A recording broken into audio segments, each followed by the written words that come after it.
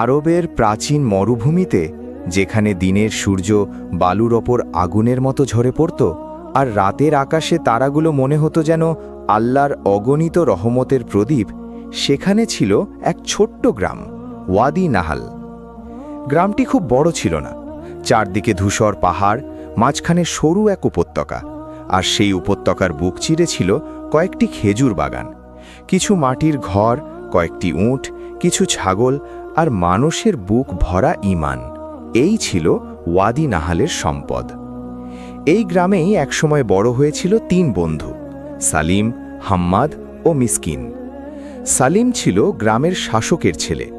ছোট থেকেই তার গায়ে ছিল ভালো কাপড়, হাতে ছিল রূপার আংটি, আর বাড়ির উঠোনে দাঁড়িয়ে থাকত সুন্দর বাদামি ঘোড়া। কিন্তু সে অহংকারী ছিল না, অন্তত ছোটবেলায় ছিল না। হাম্মাদ ছিল এক কৃষকের ছেলে। তার বাবার ছিল কয়েক সারি খেজুর গাছ আর ছোট্ট এক টুকরো জমি। সে মাটি চিনত, বৃষ্টি চিনত, বীজ চিনত। তার হাতে সবসময় থাকত খেজুরের রস, মাটির গন্ধ আর পরিশ্রমের দাগ।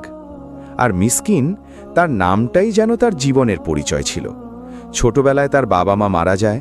গ্রামবাসী কেউ তাকে খাবার দিত, কেউ পুরনো কাপড় দিত, কিন্তু তার চোখে ছিল অদ্ভুত আলো। সে কম কথা বলতো, বেশি হাসত, আর প্রায়ই বলতো, আল্লাহ যার আছেন সে কখনো একা নয়।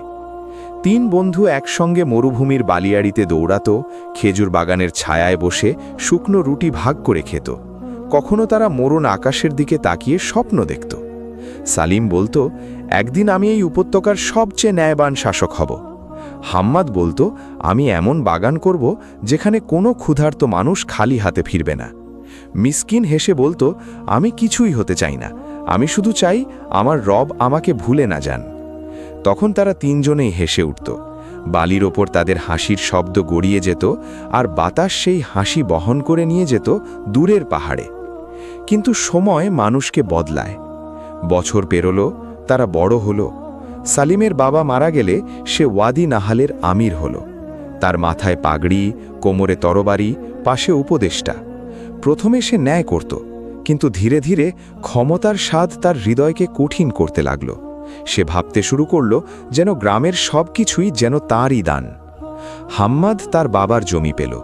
সে পরিশ্রম করল, গাছ লাগালো, কূপ খনন করল। কয়েক বছরের মধ্যেই তার খেজুর বাগান গ্রামের সেরা বাগানে পরিণত হল। লোকেরা তাকে সম্মান করত, কিন্তু সম্পদ বাড়ার সঙ্গে সঙ্গে তার হিসাবও বাড়ল। সে দান করত, তবে মেপে মেপে। দরিদ্র কেউ এলে সে আগে ভাবত, এতে আমার কতটা কমে যাবে। আর মিসকিন, সে আগের মতোই রইল। একটি পুরনো চাদর, একটি মাটির বাটি, আর ঠোঁটে আল্লাহর নাম। সে ভিক্ষা করত, কিন্তু কখনো অভিযোগ করত না। যে রুটি পেত, অর্ধেক নিজে খেত, অর্ধেক অন্য কোনো ক্ষুধার্তকে দিয়ে দিত। গ্রামের মানুষ বলতো, মিসকিন নিজেই তো দরিদ্র, সে আবার দান করে কিভাবে? সে হাসত, আমার পেট একবার খালি থাকে তবু চলে, কিন্তু কারো দোয়া যদি আমার জন্য আকাশে ওঠে, সেটি কি খালি যায়? এইভাবেই চলছিল ওয়াদি নাহালের জীবন। হঠাৎ এক বছর মরুর আকাশ বদলে গেল। বসন্ত এলো, কিন্তু বৃষ্টি এলো না। মেঘ উঠল, কিন্তু ছায়া দিল না। বাতাস বইল, কিন্তু সঙ্গে আনলো গরম ধুলো। কূপের পানি নিচে নামতে লাগল। খেজুর গাছের পাতাগুলো হলুদ হয়ে গেল। ছাগলগুলো শুকিয়ে গেল। উটেরা হাঁটু গেড়ে বসে থাকত, যেন চলার শক্তিও নেই। দুর্ভিক্ষ নেমে এলো।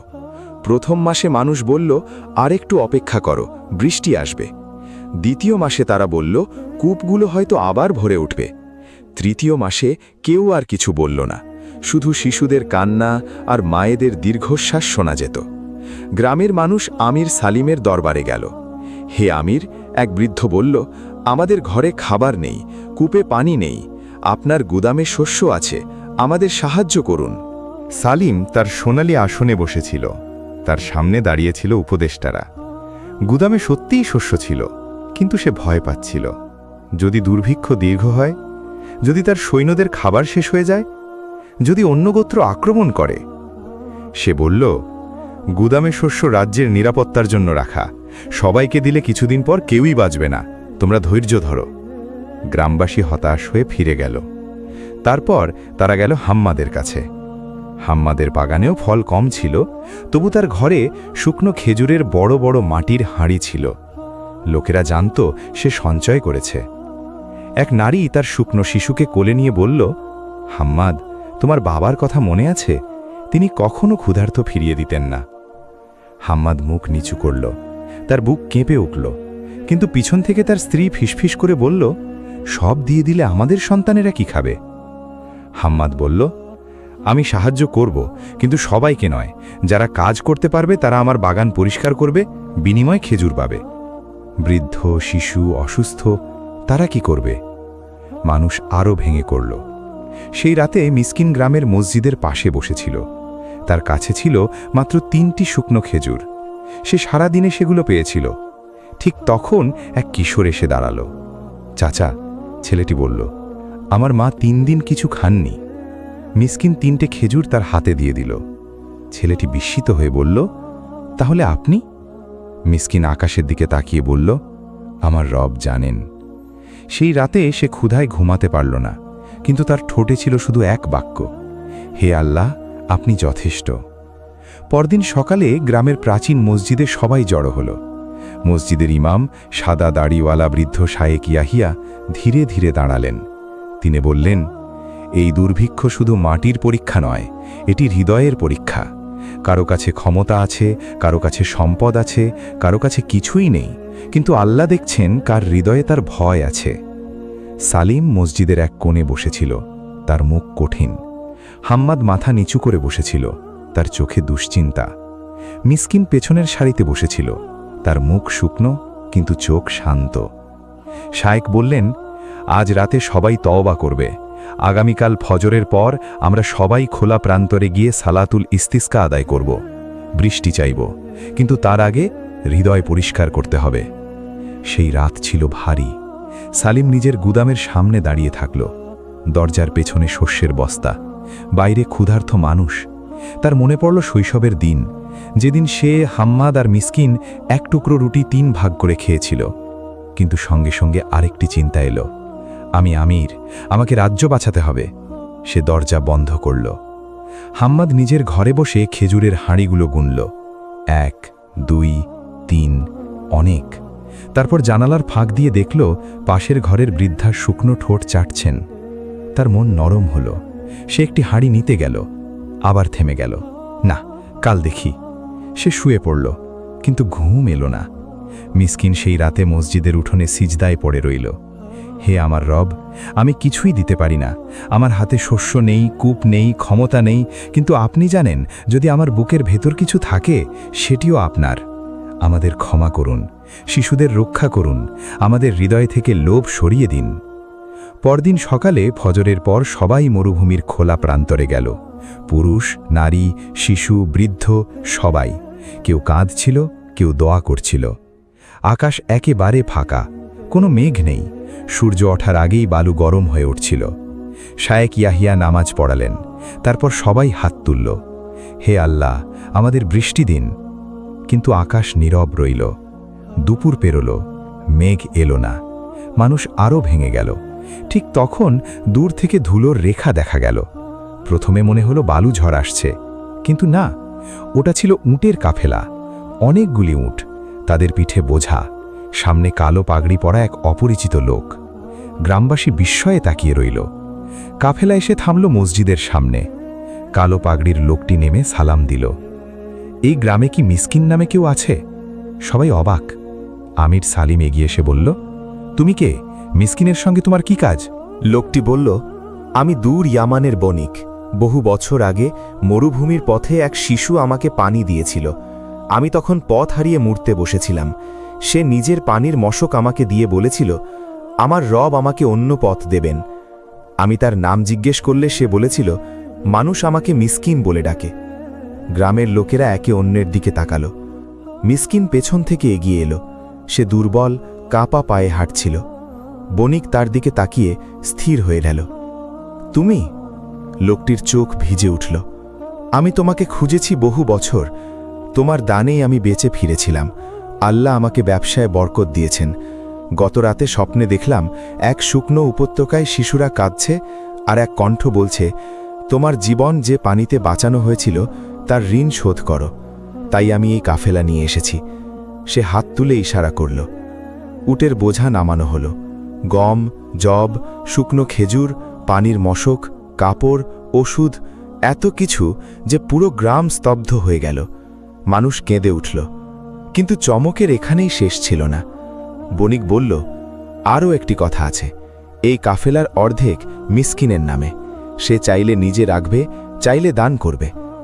সবাই মিসকিনের দিকে তাকালো।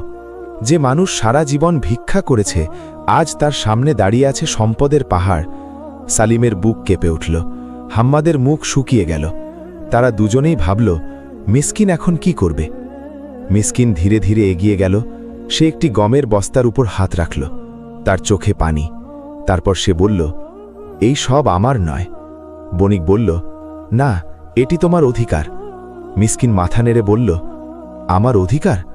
আমি যে পানি দিয়েছিলাম সেটিও আমার ছিল না, আল্লাহ দিয়েছিলেন। আজ যা এসেছে সেটিও আল্লাহর। তাই প্রথমে শিশুদের দাও, তারপর বৃদ্ধদের, তারপর অসুস্থদের, তারপর প্রত্যেক ঘরে সমান ভাগে দাও। আর যদি কিছু থাকে, আমিরের গুদামে নয়, মসজিদের পাশে সাধারণ গুদামে রাখো, যাতে সবাই জানে এটি আল্লাহর আমানত। তার কথায় মরুভূমির বাতাসও যেন থেমে গেল। সালিম মাথা নিচু করল। তার মনে হল তার সিংহাসন বালুর মতো ভেঙে পড়ছে।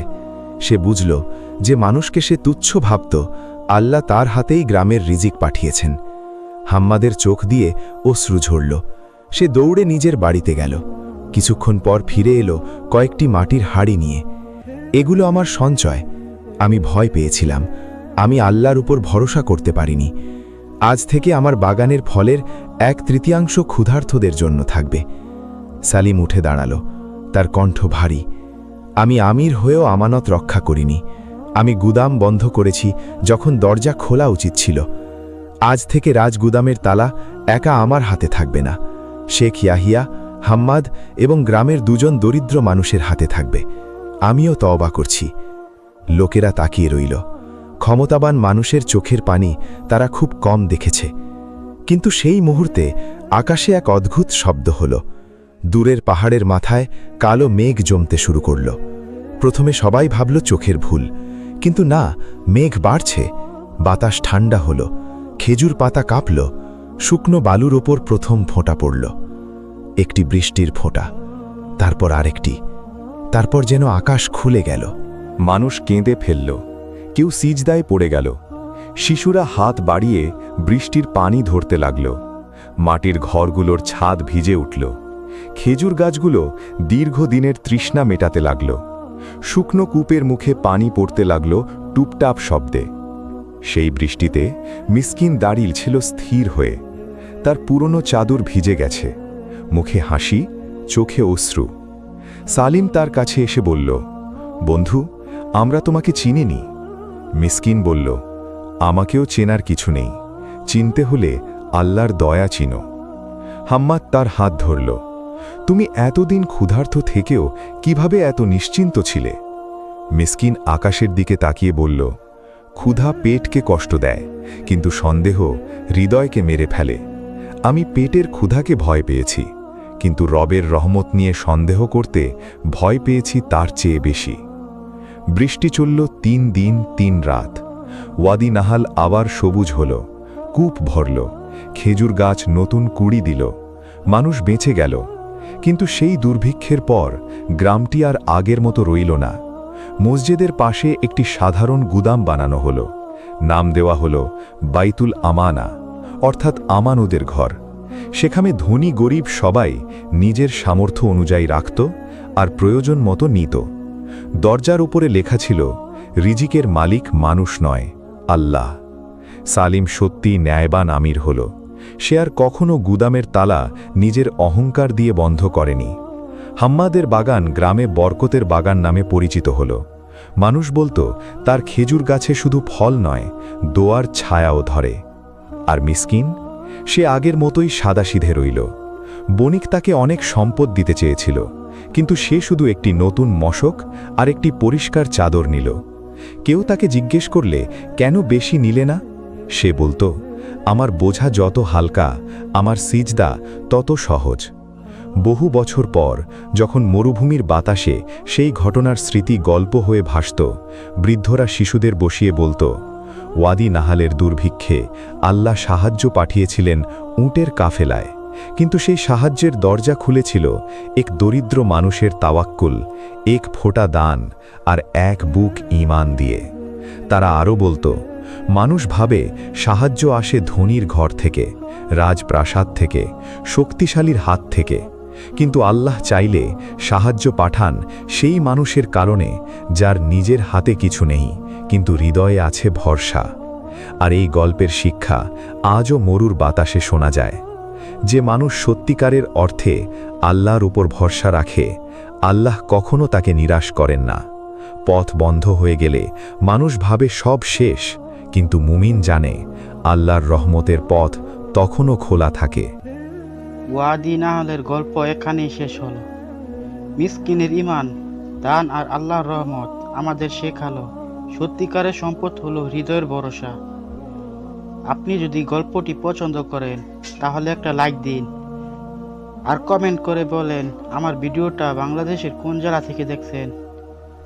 আর আমার চ্যানেলটা সাবস্ক্রাইব করতে ভুলবেন না। আল্লাহ হাফেজ।